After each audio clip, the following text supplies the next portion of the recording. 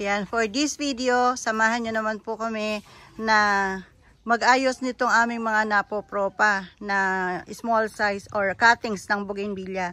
Ito yung mga sanga ng ating mga bougainvillea na napapatubo namin. Ayan, iba't ibang variety po yan. Nilalagay namin dito sa lugar ng aming greenhouse kung saan hindi siya masyado pang exposed sa sunlight. Medyo hindi pa to full sunlight dahil maliliit pa sila. And then ito yung part na to. Ayan, merong isang naghahakot dito. Dadali naman po ito dun sa area kung saan full sunlight na. Yan, ang ganda ng variety na to. Red, honey glow red.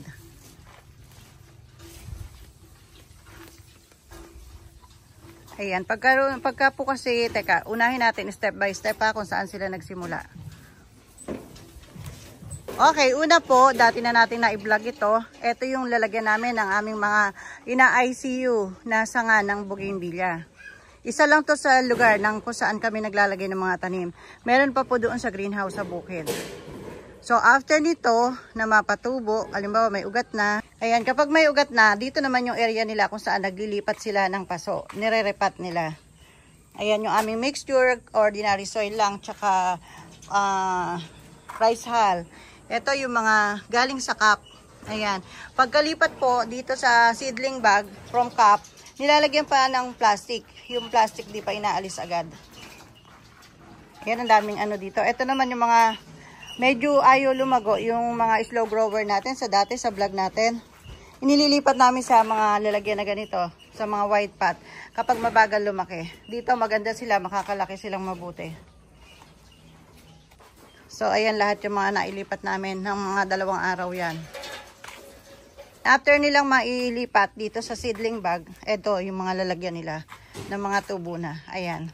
Nakatakip pa sila ng plastic after a few days pa. At saka aalisin yung plastic na takip para hindi sila malanta. Then kapag ganito, tingnan nyo, yung iba wala ng plastic. After 3 days na wala ng plastic, ang gagawin naman namin ay ililipat na doon sa lugar kung saan makaka-receive sila ng partially sunlight or partially shaded. So eto na, dito nilalagay after maalis na yung cover na plastic. Ayan. Ayan, ang dami na dito. After maalis yung cover na plastic, ayan na sila. Dito kasi hindi pa masyado nakaka-receive ng sunlight. Ano pa lang, medyo may portion to na may mga puno. So malapit siya sa mga puno. Medyo malamig dito sa area na to. Partially shaded area. Then after po dito namang 1 or 2 weeks, sa first days nila dito, itinitrim. Yan, katulad yan. Ayan, tinitrim. Mga 1 or 2 weeks, aalisin na sila dito. Yan, lagyan na natin 2 weeks. Aalisin na sila dito. Yan, after 2 weeks, dito na sila. Hinahakot na sila dito. Kung saan, mas mainit dito compared do sa unang greenhouse nila na pinaglagyan. Pero hindi pa full sunlight to.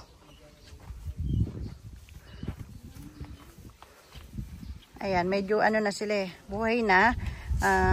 Masigla na. So, nandito na sila. Ito mga bakanting space. Bago-bago pa lang kasi sila naghahakot. So ito naman po pinipilian ng pwede nang dalhin doon sa full sunlight. Medyo malago na siya. Malaki na, then medyo marami ng sanga. O yung mga nakatagilid na ganyan, tsaka maliliit pa yung sanga, wag muna. Hintayin muna dyan.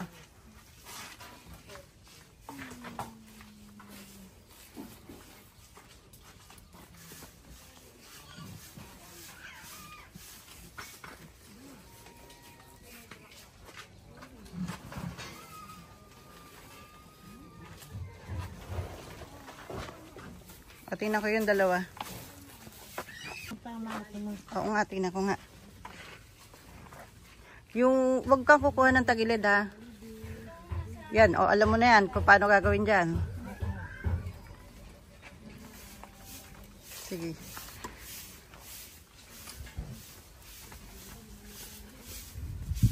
Yan, dami pang makukuha dito. Madami pang malago. Katulad nito. Teka, tingnan natin. Yan, pwede na lagay sa full sunlight pag ganyan. Masanga na.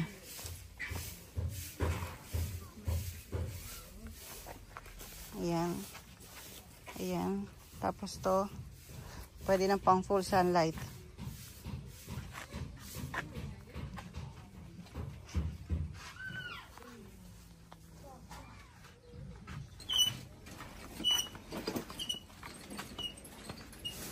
Yan, tingnan natin kung saan sila maglalagay. Yan, sundan natin itong ano, nag-aakot kung saan siya maglalagay na greenhouse. Ayan, yung greenhouse na pupuntahan natin na yan, diyan kayo pupunta kapag nag-visit po kayo dito sa garden. Ito yung makikita yung greenhouse. Ito sa may gate. So, dito sila naglalagay. Ito yung mga pambenta namin na small size rooted bougainvillea. Nila live selling po namin yan every Wednesday and Thursday. Ayan. Dahil maliliit pa, pang drop and go lang po. Bus ship or drop and go shipment. Or pwede pong mag-visit kayo dito sa garden. Pipick upin nyo po dito. Kasi hindi pa siya ganun kalalaki. Hindi katulad dati, pinapa-LBC natin. Medyo malalaki na yun eh. Yan, dito po full sunlight na talaga to. Pag nabili nyo, ready na sila for full sunlight. Kasi sobrang mainit na talaga dito. At yung hinakot namin na yun, mga 2 weeks pa yun bago mabenta. Ito pa lang yung binibenta talaga namin. Yung medyo malalaki na dito. Ayan. Kung interesado po kayo sa mga ganitong klase, visit lang po kayo, follow nyo lang po kami sa aming Facebook page, Royal Garden of Bougainvillea.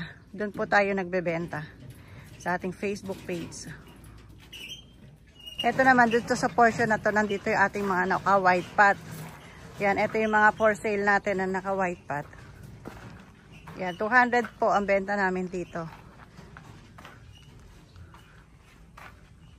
200. Yan, yung iba may bulaklak na. Yun ang inuuna namin ibenta, yung malago na, and then may bulaklak na. Yung iba, dito muna sila kapag hindi pa masyadong malago.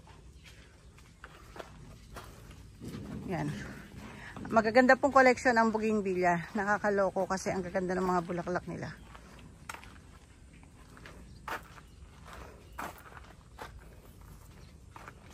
Yan, 200 po ang benta natin sa ganito, na medyo malaki na. Dito po sa ganito naka-black na supot na plastic, 150 po. 150 po tayo dito. Hindi lahat may bulaklak, yung iba lang.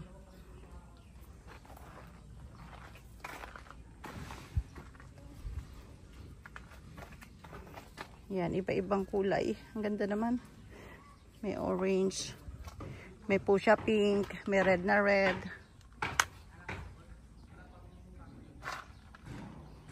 Ayan, yun naman po naka-white pot. Dito naman po tayo nagpapalaki. Ayan, ito yung mga hindi pa pwedeng ibenta, maliliit pa. Dito namin nilalagay yun. Yan, dito sila gaganda. Doble yung screen dito para hindi sila masyadong mainitan. Ayan, nakita nyo kung gaano karami kami dito na nagtutulong-tulong sa trabaho sa simpleng pagbili nyo ng mga bougainvillea na may magagandang bulaklak. Nakaka-create kayo ng isang hanap buhay kung saan kami ay kumikita at nabubuhay ang aming mga anak.